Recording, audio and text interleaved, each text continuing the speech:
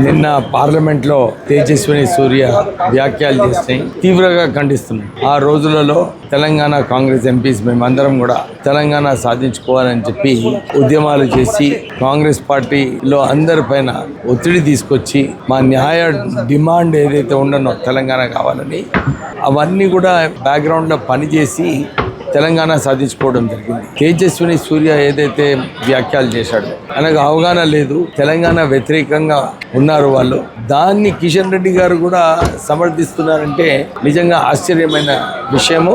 తేజస్వి సూర్య నిన్న delimitation women reservation bill మీద మాట్లాడుతూ సంబంధం లేకుండా తెలంగాణ బైఫర్కేషన్లో ఇండియాను పాకిస్తాన్ డివైడ్ చేసిన బ్రిటిషర్లు చేసినటువంటి డివైడ్ చేసిన దానికంటే కూడా దారుణంగా చేసింది యూపీఏ ప్రభుత్వం అని చెప్పడం జరిగింది.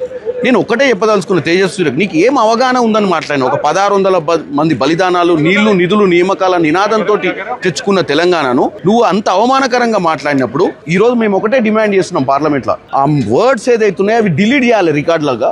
రెండోది, తేజస్వి సూర్య తెలంగాణ ప్రజలకు క్షమాపణ చెప్పాలి. మూడోది, ఆయనను ఎన్కేస్కి వచ్చినటువంటి కిషన్ రెడ్డి గారు తెలంగాణ ప్రజల పుణ్యాన గెలిచి ఆయనను ఎన్కేస్కి రావడం ఏందని అడుగుతున్నాను. ఎందుకంటే ఈ రోజు క్యాబినెట్ మినిస్టర్గా ఉన్నావు అంటే తెలంగాణ ప్రజలు నిన్ను గెలిపిస్తేనే ఉన్నావు. మరి ఆయన మాట్లాడిన దానికి ఆయనను మందలిస్తావా?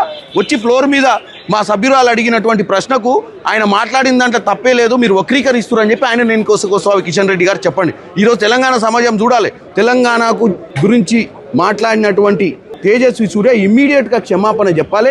స్పీకర్ గారు ఆ పదాలను డిలీట్ చేయాలనేది మా డిమాండ్ ఈరోజు.